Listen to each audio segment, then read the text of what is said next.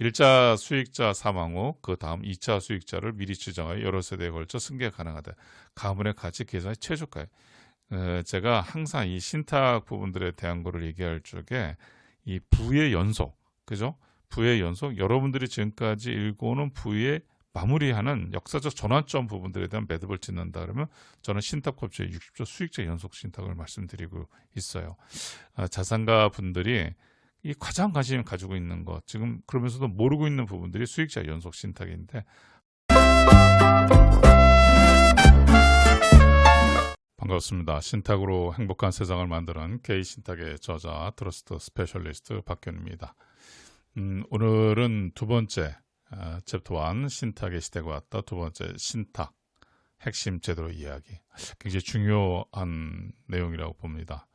제가 나름대로 이거 집필하면서 여러분들한테 들려줄 핵심적인 이야기가 무엇인가 라는 부분들을 가지고 굉장히 고민을 많이 했었는데, 오늘이 아마도 여러분들한테 그것을 전달해 드리는 중요한 파트가 아닌가 싶습니다. 신탁의 핵심 구조 한 장의 그림으로 이해하는 우리 관계자들의 유대인데, 지난 시간에도 한번 봤지만 다시 한번 보죠. 십자군 전쟁이 항상 신탁에서는 나오게 됩니다. 전쟁터로 떠나는 아버지의 약속이라 해서 나오죠.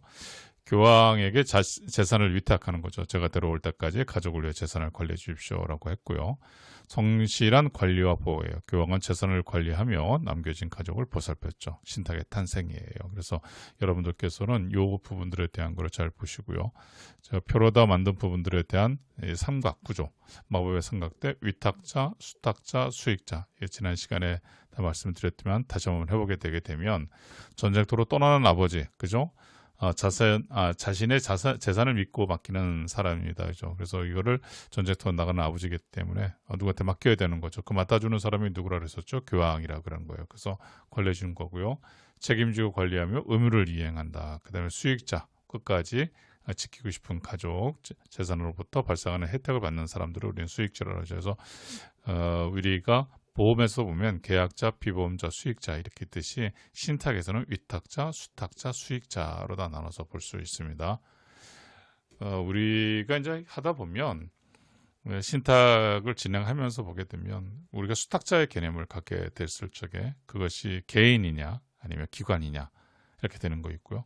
또 하나는 뭐냐면 은행, 증권, 보험사가 받는 경우가 있어요. 우리가 그런 부분들에 대한 구분을 좀 할 필요성이 있어서 한번 보도록 하죠.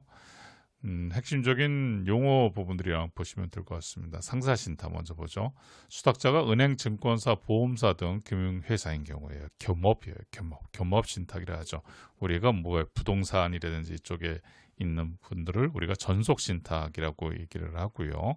이런 부분들에 대한 은행, 증권, 보험사는 뭐냐면 겸업이에요. 은행업, 증권업, 보험업을 하면서도 신탁에 대한 라이센스를 인허가를 받은 부분들 회사들이 하는 거, 그걸 겸업신탁. 그래서 이런 부분들에 대한 걸 수탁자가 은행, 증권, 보험사 등 경우에, 그래서 영리 목적으로 운영하며 자본시장법 규율을 받습니다. 한국 신탁의 시장의 중심입니다. 그런 거죠. 무슨 말인지 아시겠죠? 반드시 영리 목적으로 한다는 거는 수수료가 있다라고 하는 거예요. 거기에 따라서 운영하며 자본시장법의 규율을 받는다라고 하는 신탁법도 받지만 결국은 재산을 받게 되잖아요. 그렇죠. 금전을 받든다든지 증권을 받든지 이런 걸 받아서 결국은 운영을 해야 되다 보니까 자본시장법의 규율을 받게 되는 거죠.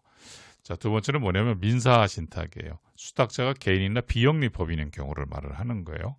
비영업적 목적으로 상속이나 특정 보호를 위해 설정하며 신탁법의 규율을 받습니다라고 하는 거죠. 이건 비영업적이기 때문에 여기서 수수료가 발생되지 않아요. 큰아버지가 돌아가실 적에 작은아버지한테 의지를 했다. 그래서 작은아버지 수탁자를 놓게 되는 거잖아요. 무슨 말인지 아시겠죠? 그래서 개인이 될 수도 있는 형태가 되는 거고요. 그 다음에 기관이 될 수도 있는 거고, 우리 현재 장애인 부분들에 대한 것도 국민연금관리공단에서 맡아주는 게 있지 않습니까? 그런 건 민사신탁이에요. 자, 재산 성격에 따라서 이번에 한번 분류해보죠. 재산 성격에 따라서요. 재산 성격이 돈인 경우도 있죠. 금전이에요. 그렇죠? 현금 맡기는 특정 금전 신탁이라고 하는 신탁이 있어요. 재산 및 비금전 신탁이에요. 부동산, 유가증권, 금전 채권 등 돈 이외의 재산을 맡기는 신탁 부분들에 대한 것들도 있죠. 종합신탁이에요. 돈과 돈위의 재산을 함께 융합하여 맡기는 신탁. 우리가 이 종합재산 신탁의 대표적인 것이 뭐 여러 가지가 있겠지만 그 중에서 우리가 흔히 얘기할 때 유언대용 신탁이 이런 부분들에 대한 내용들을 많이 담보하고 있죠. 자, 이번엔 설립 의도예요.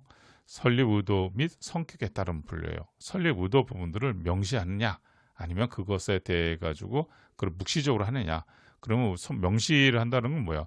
위탁자의 명시적인 의도에 따라 계약서로 설정된 신탁이에요. 나는 이렇게 했으면 좋겠다. 나는 이렇게 하고 싶다라고 자기 의사를 명확하게 해가지고 하는 계약서를 설정하는 걸 우리는 명시 신탁이라 하고요. 그 신탁이 변경 가능하느냐 안 하느냐에 따라 가지고 우리가 그 부분에 대한 걸 가변 신탁, 그 다음에 불가변 신탁 이렇게 두 가지로 나누게 되는데 가변 신탁이라는 게 뭐냐면 우리가 신탁을 설정해 놓고 나서 생전 내용을 좀 바꾸고 싶을 때도 있잖아요. 그렇죠? 그래 맞아요.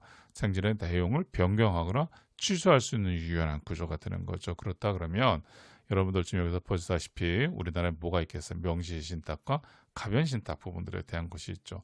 미국 같은 경우는 불가변 신탁 같은 것도 있어요. 그래서 이런 부분들은 딱 미리 세팅되게 되면 절세도 세금도 절세해 주는 그런 게 있는데 우리나라에서는 아직까지는 그런 부분들에 대한 것은 있지 않고 우리는 어때 가변 신탁과 명시 신탁이 대표적인 부분들에 대한 것들 현재 좀 진행되고 있는 사항이 되는 거죠. 자, 시점이에요. 시점의 세대에 따른 승계 계획이에요. 그러니까 시점이라고 한다는 건 내가 생전에 아니면 사후에 이게 되는 내용이 되는 거죠. 그래서 생전에 우리가 가입하는 신탁 부분들에 대한 거예요. 그래서 위탁자가 생존하는 동안 효력이 발생되는 거예요. 위탁자가 살아있는 동안 생활지원 및 상속 승계의 기초가 됩니다. 그래서 유언대용 신탁, 생전 설정, 사후 지급이라고 하는 거죠. 생전에 설정해 놓고 나서 반드시 사후에만 지급되는 거 아니에요. 생전에 설정시켜 놓고 나서도 생전에도 먼저 받을 수도 있어요. 그런 부분들에 대한 거. 예를 들어서 상가 부분들에 대한 걸 가져 있는 A라고 하는 자산가가 그를 상가를 어떻게 되는가 신탁을 맡기는가. 그래서 임대료 나오는 걸 자기 자신이 본인이 받을 수도 있는 형태가 되는 거잖아요. 무슨 말인지 아시겠죠? 이런 부분들을 뒤에서 다시 얘기 나누지만 자익신탁이라고 하는 형태가 되고요. 생전에 내가 먼저 받는 형태가 되는 거예요. 자, 두 번째 수익자 연속 신탁이에요. 1차 수익자 사망 후 그 다음 2차 수익자를 미리 추정하여 여러 세대에 걸쳐 승계가 가능하다. 가문의 가치 계산의 최저가에 제가 항상 이 신탁 부분들에 대한 거를 얘기할 적에 이 부의 연속, 그죠? 부의 연속, 여러분들이 지금까지 읽어오는 부의 마무리하는 역사적 전환점 부분들에 대한 매듭을 짓는다 그러면 저는 신탁법칙의 60조 수익자 연속 신탁을 말씀드리고 있어요. 자산가 분들이 이 가장 관심 가지고 있는 것 지금 그러면서도 모르고 있는 부분들이 수익자 연속 신탁인데 한번 들여보시게 되게 되면 이 부분들은 여기에 대한 것들은 여러분들이 일구오는 부를 자녀들한테 물려주고 싶죠. 그럼 당연히 여기에 관심을 가질 수밖에 없습니다. 그래서 여러분들께서 이 두 가지 부분들에 대한 거 생전 신탁과 수익자 연속 신탁 여러분들한테 굉장한 매력으로다가 다가올 수 있는 가업 승계 계획 중에 하나입니다. 좀 전에 말씀드렸던 자익신탁과 타익신탁인데 자익신탁이라는 거 먼저 말씀드려보죠. 위탁자, 수익자가 같다라고 하는 거예요. 위탁자가 수익탁자가 같다는 거예요. 아까 얘기했던 자산가 A가 상가 부분들을 맡겨놓고 수익 임대료를 자신이 본인이 다시 받는 거예요. 오케이? 자신의 노후 재산 관리 및 보존을 목적으로 다 하기 때문에 이런 것도 위탁자와 수익자 같은 걸 뭐라고 한다? 우리는 자익신탁이란다. 그러면 타익신탁은 뭐가 되겠어요? 수익자와 위탁자가 다르다는 거죠.